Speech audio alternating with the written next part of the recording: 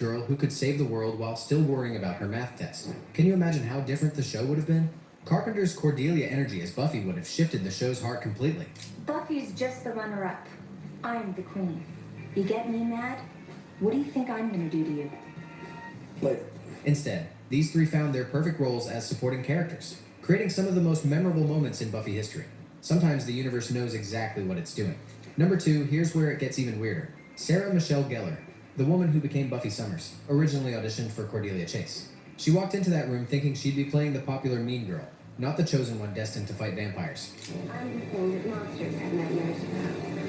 Right now, you and me are gonna show them why. I don't know what's coming next. Joss Whedon watched her audition for Cordelia and had a lightning bolt moment. He stopped her mid-read and said, "Actually, would you mind reading for Buffy instead?" That single moment changed television history.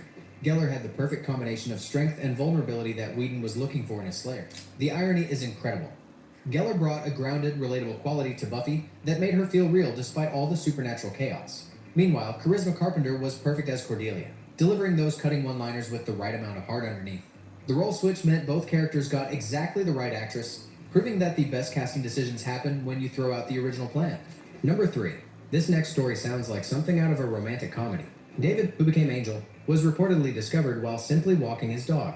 Not at an audition, but just walking down the street with his pet. Buffy was such a great way of getting into this fantastic role of Angel, and it allowed me a spin-off and allowed me a great opportunity to explore that character and work with some really great...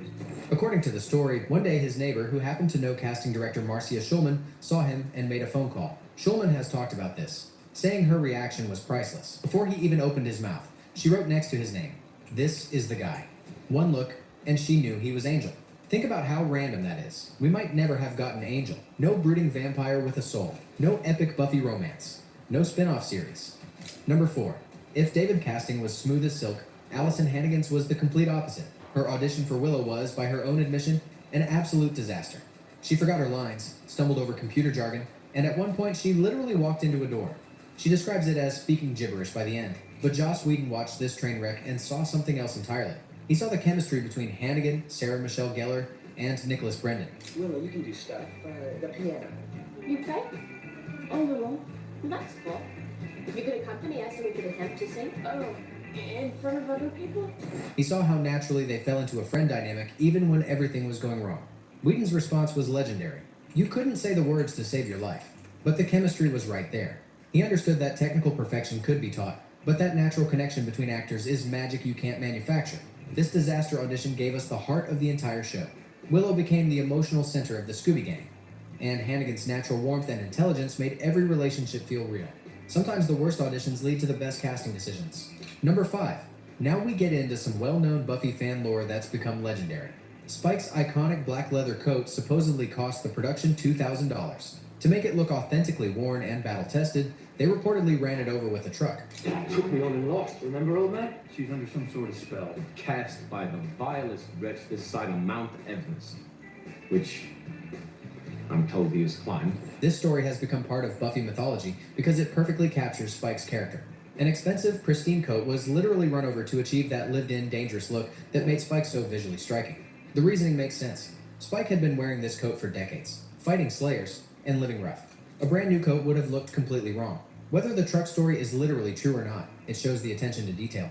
Spike's coat became as much a part of his identity as his bleached hair. The coat itself has a dark mythology. Spike took it as a trophy from Nicky Wood, the Slayer he killed in the 1970s. He's literally wearing a trophy from one of his most significant kills, and that coat becomes part of his redemption arc later in the series. Number 6. Here's something that puts those early seasons in perspective. Season 1 of Buffy had exactly 3 built sets. That's it. The Sunnydale High School library where Giles worked, Buffy's bedroom at home, and the Master's underground lair. Those budget constraints actually forced innovative storytelling. When you can't film in dozens of locations, you have to get creative with your narrative. Every scene had to count, and every location had to serve multiple purposes. The library became the central hub for the Scooby Gang, mission control, training ground, and research center all in one. Buffy's bedroom represented her normal life. When I find it, I'm going to make him pay for taking that kid's life. I'll make him die in ways he can't even imagine. But even there, danger could climb through the window. These limitations created an intimate feel. When your world is small, every relationship matters more, and every conversation carries more weight. Number 7. Here's a detail that sounds small, but reveals the care put into the Buffyverse. The Sunnydale High School library set was stocked with real books, not meaningless prop books with fake spines, but actual books you could pull off the shelf and read. This wasn't just about authenticity. Having real books created an academic atmosphere that made Giles feel like a genuine scholar. Anthony Stewart Head has mentioned how authentic research materials helped him get into character. It's one of those behind-the-scenes choices that viewers might never consciously notice. Want me to help make it quicker? No. But it adds to the overall feeling that this world is real. When Willow was doing homework, or Giles was referencing ancient demons, they were surrounded by genuine resources. This commitment to detail remained constant throughout the show's run. Number 8. Every great show needs a perfect opening, and Buffy delivered with its very first line of dialogue. Julie Benz, playing Darla, gets the honor of speaking the first words in the entire series. "Are you sure this is a good idea?" That line is perfect. On the surface, Darla's asking her victim if breaking into the school is smart. On a deeper level, it's asking the audience if they're ready for a show where high school is literally hell. Julie Benz understood she was setting the tone. Her performance establishes the show's blend of teenage normalcy and supernatural horror. I've served real nature for so long. I can feel it brewing inside of you. Flipping around when it explodes. The line also works as perfect misdirection. We see a young, pretty blonde girl who looks like a victim, but then she reveals her vampire face and kills the guy. That reversal of expectations became Buffy's signature move. Those first words encapsulate the entire premise, questioning assumptions and subverting expectations. Number 9. This story gets into serious behind-the-scenes drama. James Marsters has been very open about a confrontation he had with Joss Whedon over Spike's growing popularity and romantic arc with Buffy. Whedon was initially resistant to having another romantic vampire after Angel. Spike was supposed to be a villain. Period. Dirty, evil, punk rock, and then dead. It's called addiction, Angel. We all have them. I believe yours is named Slutty the Vampire Slayer. But audiences loved the character, pushing the show in a direction Whedon hadn't planned. Marsters recalls Whedon backing him up against a wall one day and screaming, I don't care how popular you are, kid, you are dead. But you never were dead. Whedon was genuinely frustrated that his story was being influenced